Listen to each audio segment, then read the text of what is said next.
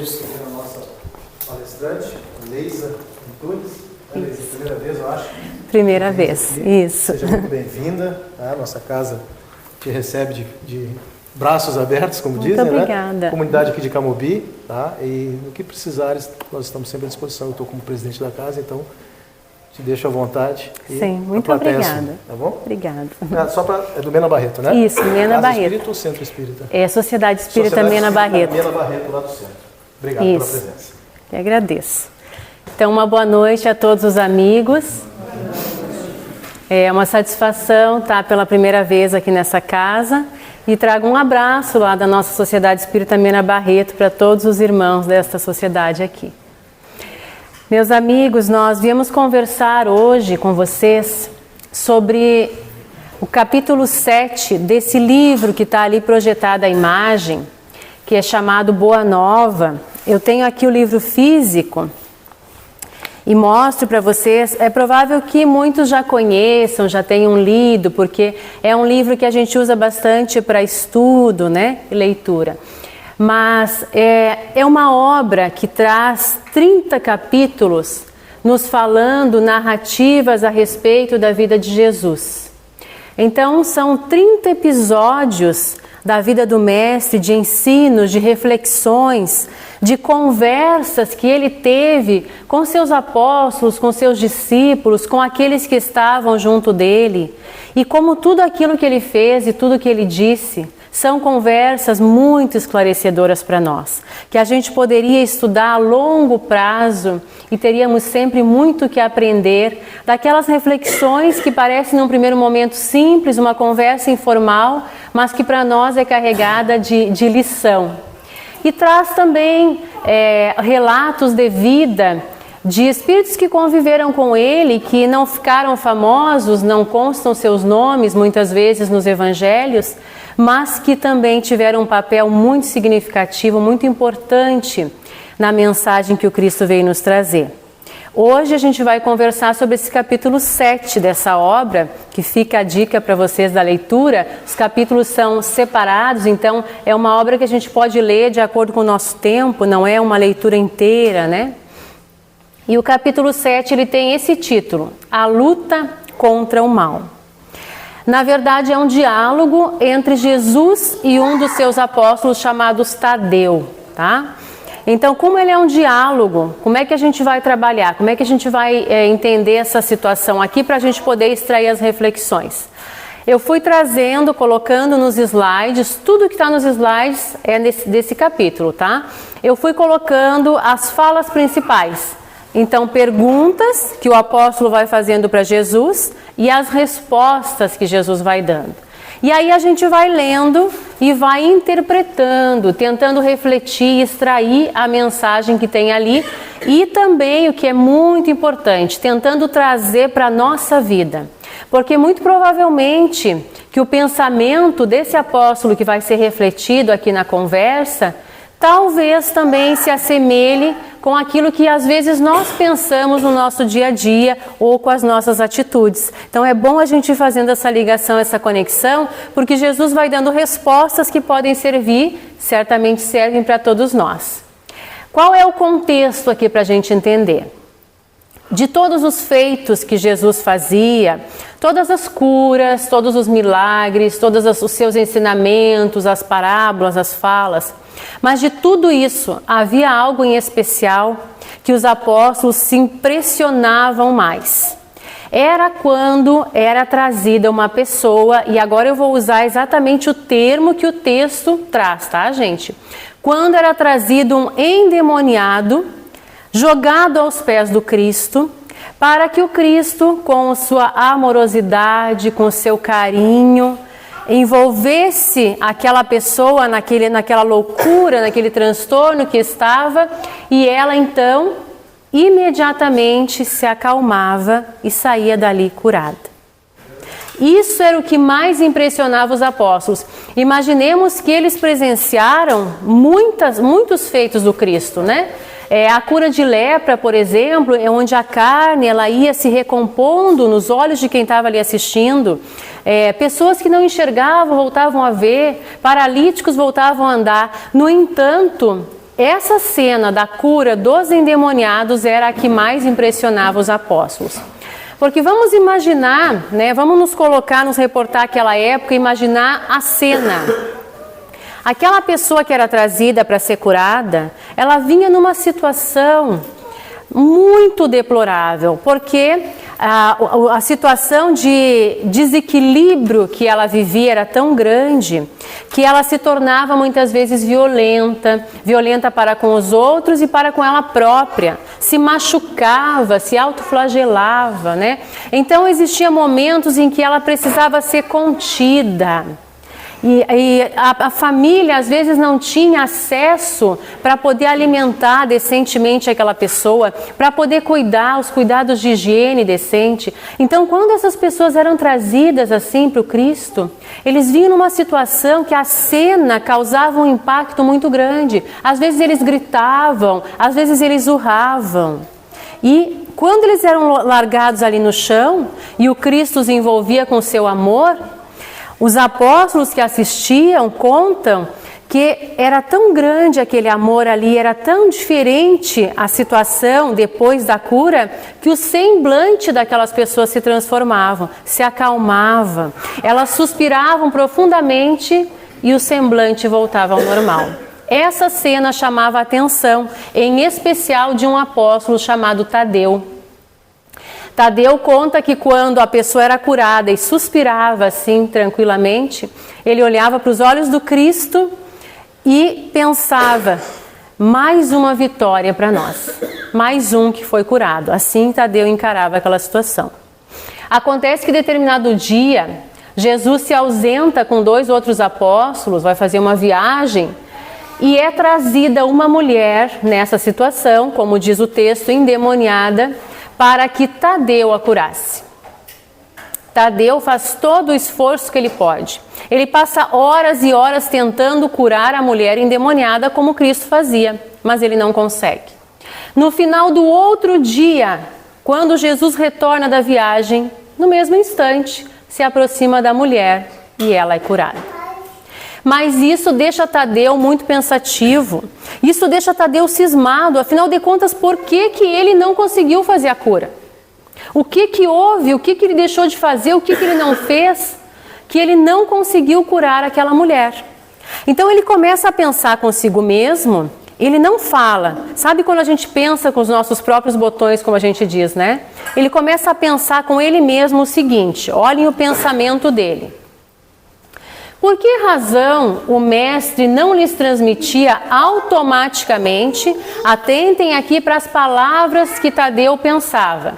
Por que não era transmitido a ele automaticamente o poder de expulsar os demônios malfazejos para que pudessem dominar os adversários da causa divina?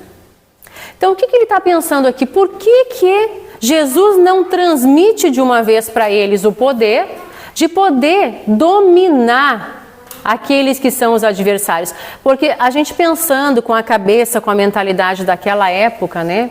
Como é que as pessoas viam aqueles que eram trazidos endemoniados? Elas entendiam que ali havia um adversário da causa de Jesus. Então os endemoniados e aqueles demônios que tomavam posse daquela pessoa eram os responsáveis pela mensagem do Cristo não ser disseminada rapidamente. Então, se houvesse o domínio daqueles espíritos ali, né, e o domínio, a cura daquelas pessoas, estaria resolvido o problema. Mas a gente entende que há nesse pensamento de Tadeu uma série de equívocos que depois o próprio Cristo vai lhe explicando, e um deles que, naturalmente, na época, eles não entendiam o processo que estava acontecendo aqui. Claro que Jesus sim, mas quem assistia a cena não, mas nós hoje entendemos do que se trata, graças a Kardec, que nos explica muito bem, o que estava acontecendo com aquela pessoa que era trazida e dita endemoniada. Ali havia um processo severo de obsessão, né? Mas Kardec vai nos explicar né? No livro dos Espíritos, no livro dos Médiuns, tem todo um capítulo que trata disso, e a gente não vai assim entrar profundamente porque isso daria uma outra fala. Mas para a gente entender o que estava acontecendo naquele momento, Kardec nos explica como é que se dá o processo obsessivo. O processo obsessivo se dá quando o obsessor ou os obsessores encontram no obsidiado uma ressonância, uma sintonia. Tem que haver entre aqueles que obsidiam e aquele que está sofrendo o processo de obsessão, tem que haver algum tipo de afinidade. Tadeu não entendia isso, então ele pensava em ter um poder, uma superioridade e afastar, dominar aqueles que causavam o mal daquela pessoa. Mas isso Jesus vai explicando depois para ele. Aí ele vai seguir nos seus pensamentos ainda assim. Olha a ideia dele. Se era tão fácil a Jesus a cura integral dos endemoniados, por que motivo não provocava ele de vez a aproximação geral de todos os inimigos da luz, a fim de que, pela sua autoridade, fossem definitivamente convertidos ao reino de Deus? Então, qual é a ideia de Tadeu? Pensem só, talvez a gente também, em algum momento, se entendesse aquilo que eles entendiam, pensaria assim. A gente reúne todos aqueles que são os endemoniados, que são os adversários da causa de Jesus, e pela autoridade que o Cristo tem, ele cura todos de uma vez. A partir daquele instante, todas aquelas pessoas ali passam a estar convertidos ao reino de Deus. Acontece que a cura integral que Tadeu chama aqui, aqui que ele está se referindo a essa cura integral? Lembram que quando as pessoas eram trazidas para serem curadas pelo Cristo, não só desse problema de estarem sofrendo processo obsessivo, mas qualquer problema físico que elas possuíam ou problemas morais, e elas eram trazidas e Jesus as curava, geralmente ele olhava para elas e dizia uma frase: vai e não tornes a pecar. Lembram que ele dizia isso? Porque se a pessoa sair dali e voltar às mesmas práticas que ela tinha, ela voltará a adoecer. Então a cura integral que Tadeu busca aqui, ela só acontece quando é curado o íntimo daquele que está sofrendo. Essa cura integral que ele imagina é porque ele via naquele momento aquela pessoa sair curada. Muitos saíam curados e não voltavam mais a errar e não adoeciam mais. No entanto, alguns adoeciam. Nessa obra, Primícias do Reino, psicografia do Divaldo, Espírito Amélia Rodrigues, ela nos relata um caso que é bem conhecido para nós, que é a cura do paralítico de Cafarnaum. Lembram disso? Aquele paralítico que volta a andar, curado pelo Cristo? Os evangelhos nos mostram até o momento em que o paralítico sai andando, ele é curado. No entanto, Amélia Rodrigues continua a história. E ela vai nos contar aqui que no determinado dia, no final do dia em que o paralítico foi curado, Pedro estava conversando com Jesus e ele observa que Jesus está chorando. E aí ele pergunta para Jesus: por que o Senhor está chorando? Hoje foi um dia de tantas curas. E aí Jesus diz a ele, nesse instante, enquanto nós conversamos aqui, Natanael, que é o nome do paralítico que foi curado, ele está numa taberna, envolvido com bebida, com todos os vícios e prazeres com os quais ele era acostumado a viver antes de adoecer. Ou seja, de posse da saúde novamente, da força física, do corpo físico, do domínio do seu corpo físico, ele se entrega às mesmas práticas que ele tinha no passado, se comprometendo, diz Jesus, ainda mais do que antes. Então essa cura integral, ela só acontece quando é curado o íntimo da criatura. Claro que Jesus ali oferecia aquela oportunidade àquelas pessoas porque elas já tinham condições de dali para frente fazer novas escolhas, mas pelo livre-arbítrio, fazer ou não, fica na conta de cada um, certo? Outro equívoco aqui no pensamento do Tadeu é converter ao reino de Deus. O que é o reino de Deus que Jesus nos ensina? E no próprio livro Boa Nova, no capítulo 8, tem a fala dele dizendo: o reino de Deus é uma obra divina no coração da criatura, no coração de cada um de nós. Ninguém impõe isso ao outro.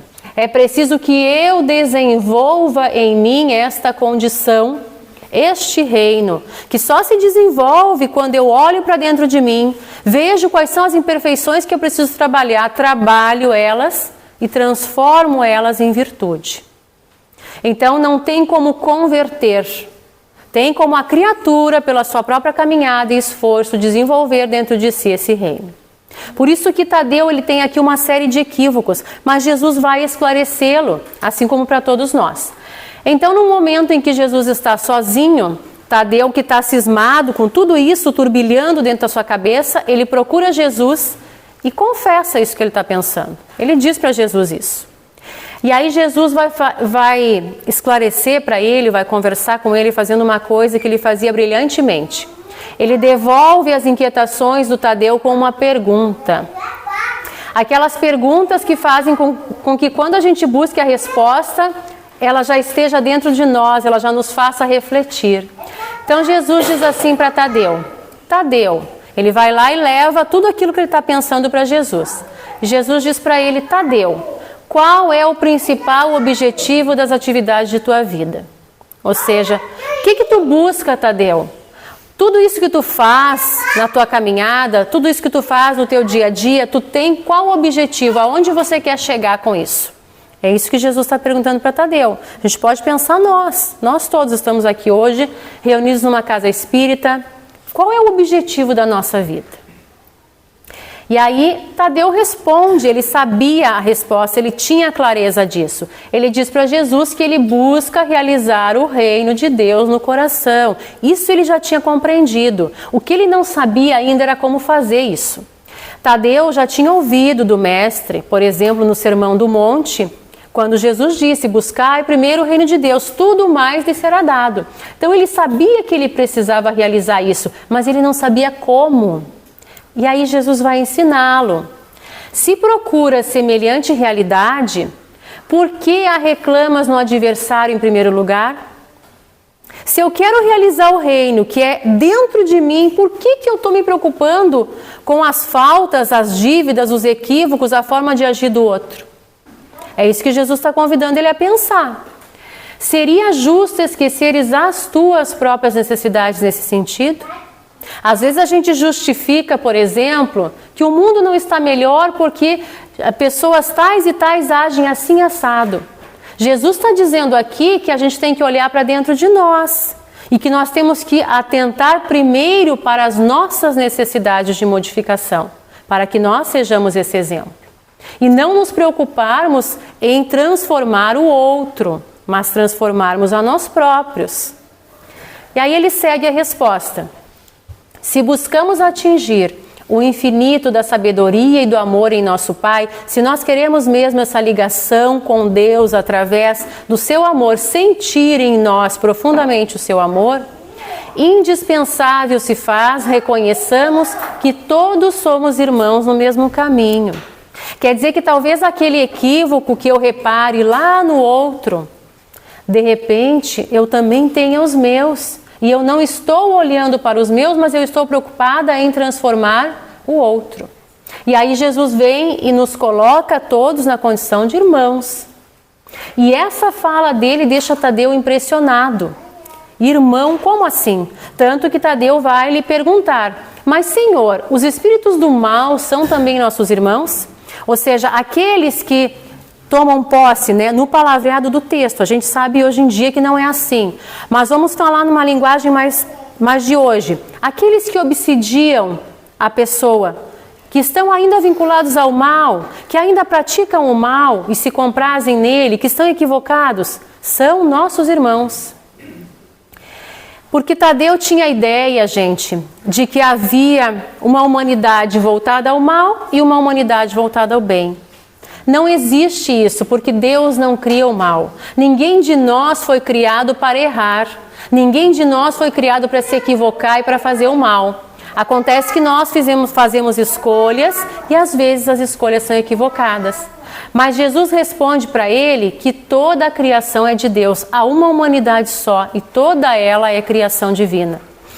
Os que vestem a túnica do mal envergarão um dia a da redenção, a da libertação pelo bem. Então, aqueles que hoje se comprazem no mal, vestem uma túnica.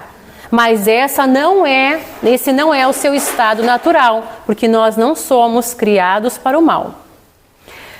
Acaso, diz Jesus, poderias duvidar disso? E aí ele segue. O discípulo do Evangelho não combate propriamente seu irmão. Gente, a luta contra o mal que o capítulo 7 nos fala, quando a gente lê o título, ela não é uma luta contra o mal que tem no outro. Ela é uma luta contra o que ainda há de mal em nós. Porque não há um combate de nós com o nosso irmão. Olhem só, como Deus nunca entra em luta com seus filhos. Imaginemos nós, Deus o Criador, entrar em embate com nós, a sua criatura. Aquele, o discípulo do Evangelho, ele apenas combate toda a manifestação de ignorância. Como o pai que trabalha incessantemente pela vitória do seu amor junto da humanidade inteira. Como é que se combate a ignorância, gente? Agindo de que forma? Se alguém, por exemplo, vem até nós com modos ignorantes, com raiva, com brabeza, com fúria, com estupidez, como é que a gente combate isso? Não agindo com ignorância. A ignorância se combate muitas vezes, poderá ser com o silêncio, poderá ser com a calma, poderá ser com a serenidade, às vezes terá que ser só com uma prece. Mas não se combate ignorância com ignorância, muito pelo contrário. E é isso que Jesus está ensinando aqui para o Tadeu. Mas Tadeu vai dizer para ele o seguinte, olhem só, ele insiste na ideia.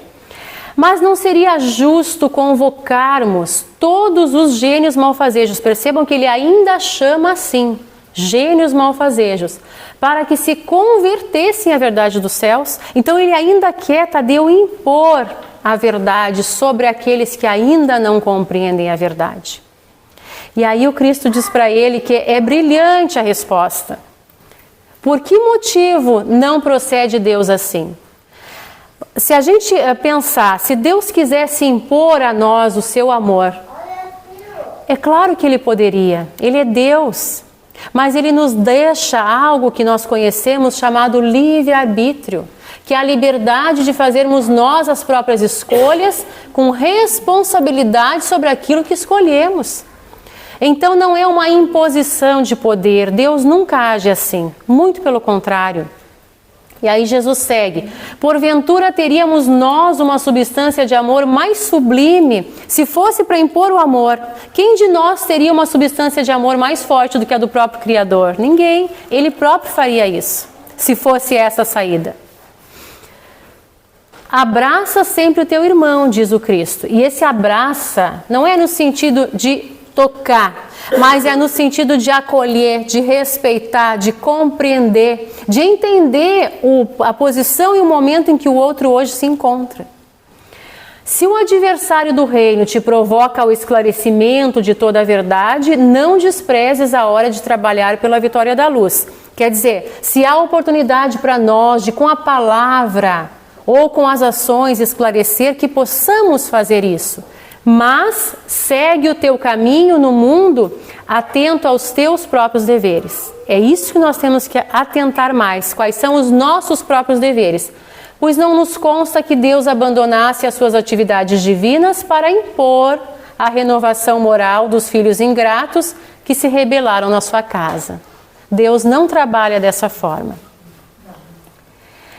E além desta vida, diz o Cristo, ninguém te perguntará pelas obrigações que tocam a Deus, mas unicamente pelo mundo interior que te pertence a ti mesmo, sob as vistas amoráveis de nosso Pai.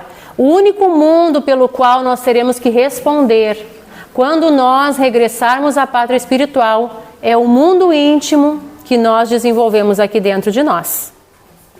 É isso que Jesus está explicando.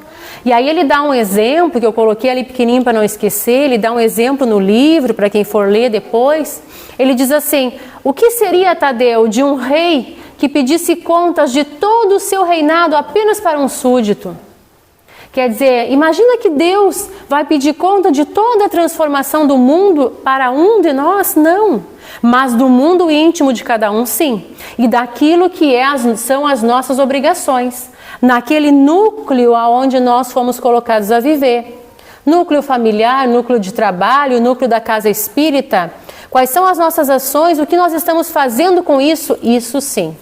Isso nos será pedido contas, tá? Diz Jesus, aceita a tua luta, aceita a luta, sempre que fores julgado digno dela.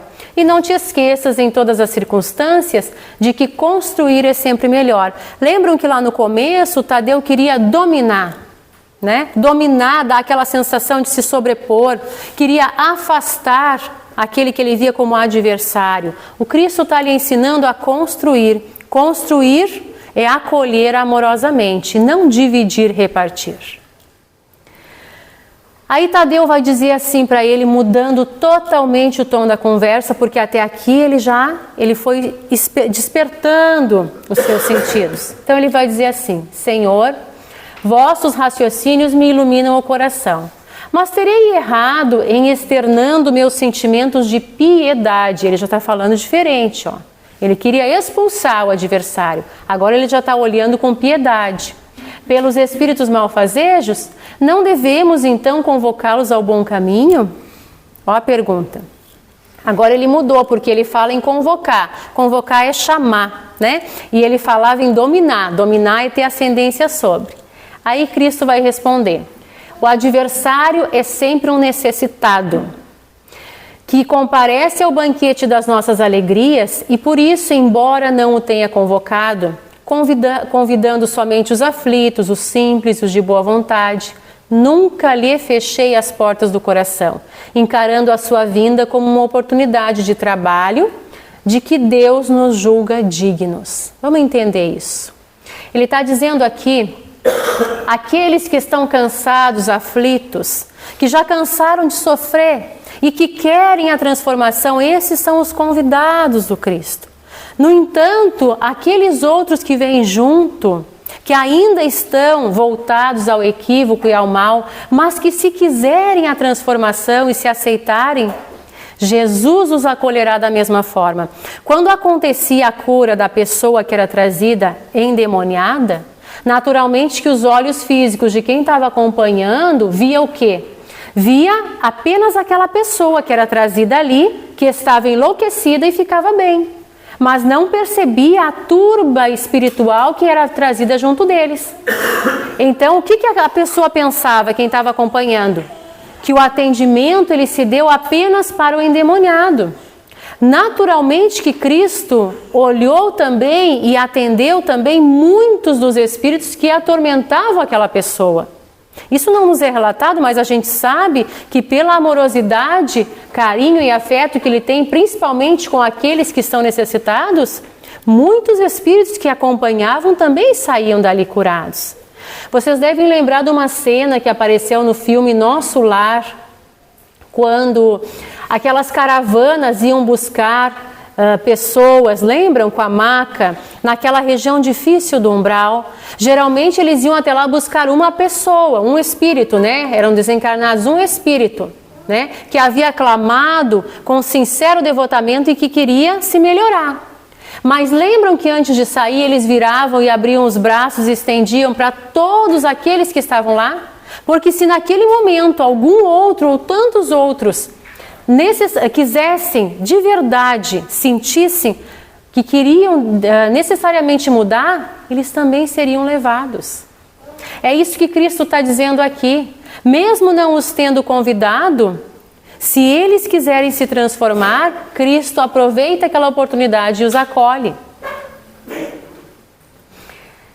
Aí Tadeu diz assim: Senhor, vossas palavras são sempre sábias. Entretanto, de que necessitarei para afastar as entidades da sombra quando o seu império se estabeleça nas almas? Então ele volta aqui na primeira pergunta. Lembram que ele começa pensando por que ele não conseguiu fazer isso?